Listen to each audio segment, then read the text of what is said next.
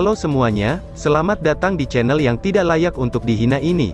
Sebelum kita mulai, atur posisi santainya, bakar rokoknya, seruput kopinya, dan mari kita berhayal. Kita lanjut ke alur ceritanya. Apa yang ingin dia lakukan? Apakah dia ingin melihat wajahku, atau apakah dia ingin memelukku, ataukah yang lain? Apakah dia, pikir CR. Pikiran CR pada saat ini sangat ganggu, karena dia sudah berkeringat dingin di bawah cengkeraman tangan Long Hao Chen. Melihat perubahan besar yang tiba-tiba dalam ekspresinya, Long Hao Chen merasa sangat takut, lalu dia buru-buru menggosok dahinya dengan salah satu tangannya. CR memang tidak bisa melihat, dan karena alasan ini, persepsinya tentang dunia luar cukup suram. Pada saat Long Hao Chen melakukan kontak dengan dahinya, dia tanpa sadar mengambil beberapa langkah ke belakang dan berteriak kaget. Jangan, teriak CR yang takut dianuin Long Hao Chen. Bagaimanapun juga, dia belum siap secara mental. Pada saat itu, ada beberapa batu kecil tidak jauh di belakangnya. Saat dia mundur karena panik, kakinya tersandung batu, dan dia akan jatuh ke belakang.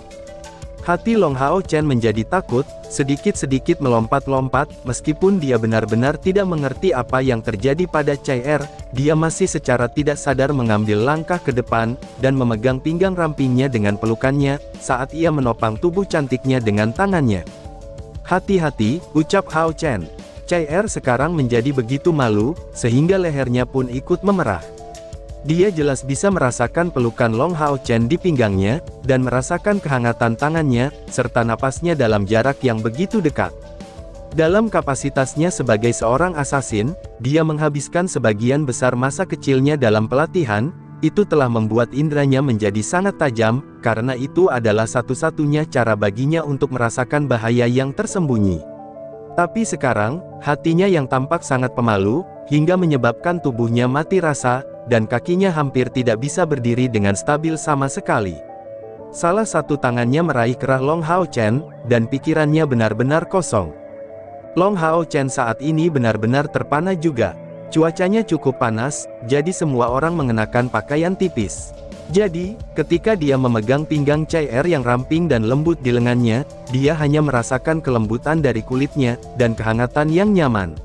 Yang paling penting adalah, dia merasa seolah-olah pinggang rampingnya ini bisa putus kapan saja. Di bawah pinggangnya adalah pantatnya yang indah dan mumbul, dan wajahnya saat ini benar-benar memerah. Beberapa detik telah berlalu, tetapi bagi mereka tampak selama beberapa abad. Lebih baik terlambat daripada tidak sama sekali. CR mengambil inisiatif untuk bereaksi. Dengan buru-buru menegakkan punggungnya, dia memindahkan tongkat bambu secara horizontal, lalu menggunakannya untuk menghalangi Long Hao Chen. Dia dengan dingin berkata dengan nadanya yang agak tidak senang. Kamu, ucap CR. Long Hao Chen menganga selama beberapa detik dan berkata, CR, apakah kamu baik-baik saja? Tanya Long Hao Chen. Aku hanya ingin mengajakmu makan bersama. Ada apa denganmu? Apa kamu merasa mual? Apakah kamu demam? Wajahmu sangat merah, ucap Long Hao Chen. Sekarang giliran CR yang menatap dengan kosong. Jadi sebenarnya, dia hanya ingin, dan sebenarnya, orang yang memiliki pikiran licik adalah aku, pikir CR dengan tidak jelas. Wajahnya yang memerah tidak kembali normal, tetapi malah semakin memerah. CR menggunakan tongkat bambunya untuk mengetuk dengan pelan tubuh Long Hao Chen, saat dia membentaknya dengan suara rendah. Pelit, kalau begitu, aku akan kembali dulu. Memangnya siapa yang mau makan bersamamu? Ucap CR. Setelah menyelesaikan kalimatnya, tongkat bambunya mengetuk tanah, dan Long Hao Chen hanya melihat tubuhnya berkedip, dan dalam sepersekian detik, pantulan bayangannya telah menghilang sepenuhnya. Pergerakan yang cepat, kecepatan seorang asasin sungguh sesuatu yang patut ditiru.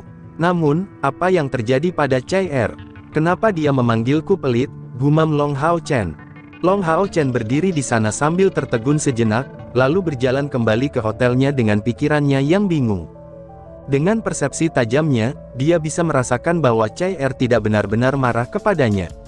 Apa yang tidak bisa dia mengerti adalah, mengapa dia merasa seperti melarikan diri ketika berjalan pergi. Namun sebelumnya, ketika dia menangkap tubuhnya, rasanya sangat enak, sensasi yang dimilikinya ketika memeluk pinggangnya, itu sangat-sangatlah nyaman. Dia merasa agak enggan untuk mencuci tangannya hari ini. Long Hao Chen kembali ke hotel. Bahkan sebelum memasuki kamarnya, dia mendengar suara Ye Hua dari kamar sebelah. "Hao Chen, masuklah ke kamar guru," ucap Ye Hua. "Bagaimana guru tahu aku sudah kembali?" pikir Long Hao Chen dengan gugup. Dia bergegas ke kamar Ye Hua, lalu membuka pintu kamar dan masuk. Ye Hua tidak sendirian di dalam kamarnya, selain dia, ada dua orang lagi.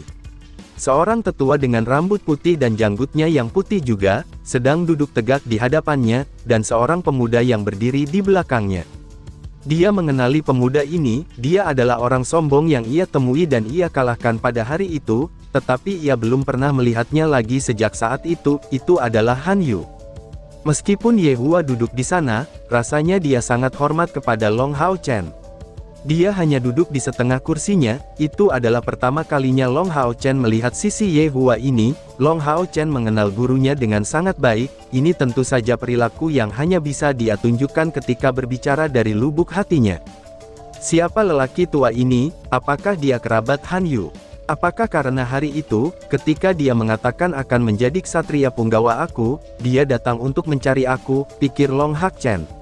Hati Long Hao Chen tiba-tiba merasa kedinginan, meskipun demikian, dia tidak mengatakan apa-apa, dan perlahan-lahan pergi ke belakang kursi Ye Hua untuk menggantikannya duduk. Han Yu secara alami melihatnya juga. Hanya saja saat ini, ekspresi wajah Han Yu sangat tenang dan tidak ada sedikit pun arogansi seperti sebelumnya. Tetua itu duduk di seberang Ye Hua, bukankah dia adalah kepala Sein Knight dari aliansi ksatria, yaitu Han Qian, pikir Long Hao Chen. Melihat Long Hao Chen, matanya menjadi bersinar, dan penuh dengan senyum saat dia berkata, "Ye Hua, kamu membina murid yang begitu baik. Awalnya, aku berencana meminta kamu menyampaikan pesan aku kepadanya, tetapi karena dia kembali sepagi ini, sepertinya itu tidak perlu." "Hao Chen, apakah pertandingan hari ini berjalan dengan lancar?" tanya Han Qian. Mendengar suaranya, Long Hao Chen tiba-tiba membelalakkan matanya. Persepsinya sangat bagus, sebagus ingatannya, jadi meskipun suara ini pada saat itu cukup lembut, dia langsung bisa mengetahui dari ingatannya pada saat sebelumnya tentang suara yang dalam itu. "Puan, bukankah kamu adalah kepala Sein Knight yang muncul di panggung selama ksatria di babak pendahuluan?"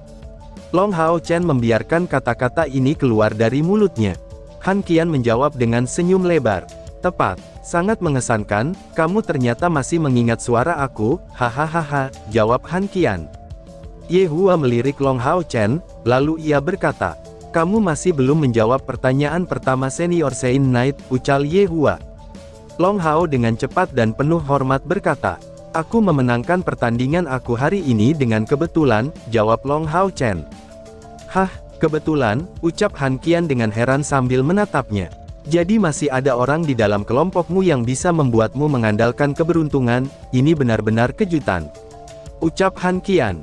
Long Hao Chen mengangguk, lalu, menggunakan pengalamannya sendiri tentang pertempurannya dengan Wang Yuan, dia menjelaskan situasinya dengan cara yang sederhana, dan dia menekankan pada saat mengatakan perisai dewa jiwa raksasa Wang Yuan. "Hah, senjata epik," ucap Han Qian yang kaget. Warna wajah Han Qian mengeras, alisnya sedikit terangkat. "Aku pernah mendengar tentang pusaka jiwa ilahi raksasa sebelumnya, ternyata darah mereka masih diturunkan sampai sekarang. Bagi umat manusia, ini adalah hal yang sangat baik. Tampaknya dalam waktu dekat, wanita muda ini akan menjadi titik fokus dari kuil prajurit untuk merawatnya. Aku dapat memastikan, bahwa senjata pusaka raksasa ilahi jiwa itu, setidaknya memiliki kualitas di tingkat epik. Namun, aku tidak ingat sama sekali apakah selama masa kejayaannya, ada perisai di antara jiwa dewa raksasa. Sepertinya Gigantic Divine Soul Shield wanita muda itu adalah senjata yang rusak. Meski begitu, jika dia bisa menyematkan 9 rongga yang ada di perisai itu, masih tak terhindarkan bahwa perisai ini akan mencapai tingkat epik, karena, metode medan energi spiritual resonansi dari 9 lubang sematan ini telah lama hilang, ucap Han Qian menjelaskan. Kepala Sein Knight ini benar-benar berpengalaman, bahkan Ye Hua tidak bisa dibandingkan dengannya dalam hal pengetahuan. Tidak buruk, bahkan saat menghadapi jenis peralatan di tingkat epik, kamu masih bisa memenangkan pertandingan, itu membawa kemuliaan bagi kuil ksatria kita, ucap Han Qian sambil mengangguk puas. Hao kecil, tujuan aku datang kali ini adalah untuk menemui kamu. Aku tidak akan menyembunyikannya dari kamu, nama senior ini adalah Han Qian, dan Han Yu adalah cucu aku. Namun, selama kompetisi seleksi pemburu iblis ini, cucu yang bau ini sangat mengecewakan aku. Hari itu, aku membiarkan dia memberi hormat kepadamu, dengan sungguh-sungguh dan tulus, dia meminta untuk menjadi ksatria punggawamu. Hari ini, aku telah membawanya. Aku sudah menyelesaikan prosedur baginya untuk menjadi punggawa ksatria. Mulai sekarang, hingga 5 tahun kemudian, dia adalah punggawa kamu. Hidupnya, bahkan seluruh hidupnya, akan sepenuhnya berada di bawah kendali kamu. Yu kecil, ucap Han Qian sambil mengisyaratkan sesuatu ke arah cucunya. Han Yu buru-buru maju beberapa langkah, lalu dia membungkuk sedikit, dan mengulurkan tangan kirinya. Long Hao Chen menatapnya dengan heran. Di tangan kiri Han Yu, ada jejak tanda yang tidak dikenalinya. Han Qian berkata, ini adalah kontrak punggawa ksatria yang berlangsung selama 5 tahun. Kamu harus menjatuhkan setetes darah di tengah tanda kontrak ini, ucap Han Yu. Setelah melakukan kontrak, dan selama 5 tahun, dia tidak akan bisa menolak perintah apapun dari kamu. Pada saat yang sama, kamu hanya perlu satu pemikiran untuk mengendalikan hidupnya, ucap Han Qian. Long Hao Chen melihat penampilan serius Han Qian, dan dia tidak bisa menahan diri untuk berkata, Saint Nighthead, itu tidak perlu. Aku pikir saudara Han Yu hanya sedikit ceroboh pada saat itu, ucap Long Hao Chen. Han Qian buru-buru berdiri, dan berkata dengan suara serius. Bagaimana mungkin dia ceroboh pada saat seperti itu?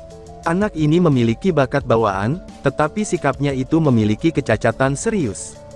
Dia sangat bangga, sombong, sulit diatur, dan tidak bisa bertanggung jawab. Sedangkan kamu berbeda, aku bisa melihat kemuliaan dari seorang ksatria, dan kehormatan pada diri kamu. Jangan mengira bahwa tidak akan ada manfaat baginya setelah menjadi ksatria punggawa kamu. Faktanya, dia justru akan mendapatkan cukup banyak manfaat. Di saat dia mengikuti kamu, itu tidak hanya akan memungkinkannya untuk menjadi bagian dari pasukan pemburu iblis, tetapi berada di sisi kamu, ia juga akan dapat belajar banyak hal. Mungkin selama 5 tahun di masa sulit ini, akhirnya akan membuatnya berjalan di jalur yang benar untuk menjadi seorang ksatria yang luar biasa. Ini adalah tujuan utama aku. Jadi, sebagai kakeknya, aku mohon, tolong biarkan dia menjadi pengikut kamu, ucap Han Qian yang memohon-mohon. Saat membujuk, tinju kanan Han Yu ada di dadanya saat ia melakukan hormat ksatria terhadap Long Hao Chen. Long Hao Chen terkejut, dan dengan cepat menjawab, Senior Saint Nighthead, jangan bersikap seperti ini, aku tidak pantas mendapatkannya. Aku hanya setuju, sampai titik ini. Long Hao Chen menghentikan ucapannya. Ye Hua yang berada di sampingnya, tidak mengucapkan sepatah kata pun dari awal hingga akhir. Han Qian sama sekali tidak takut untuk berbicara, dia berkata dengan terus terang tentang keinginannya agar Han Yu menjadi ksatria punggawa Long Hao Chen, tanpa ada ide untuk menyembunyikan apapun. Hanya satu hal ini saja, itu sudah cukup untuk meyakinkan orang lain. Terlebih lagi, dengan ksatria di tingkat kelima yang berada di sampingnya, keamanan Long Hao akan meningkat pesat. Darah merah cerah perlahan-lahan menetes ke tengah tanda kontrak punggawa ksatria. Meskipun Han Yu sudah memikirkan situasi ini, bahwa dia harus menjadi punggawa orang lain sampai saat ini, dia tetap tidak bisa menahan kedua matanya. Darah menetes ke pusat telapak tangan Han Yu, dan beberapa saat kemudian menghilang, lalu berubah menjadi cahaya merah yang menyebar dari tanda tersebut, lalu memanjang ke seluruh tubuh Han Yu. Han Yu menggigil secara refleks, dia tanpa sadar membuka kedua matanya, bahkan tanpa menyapa tuannya saat ini, yaitu Long Hao Chen.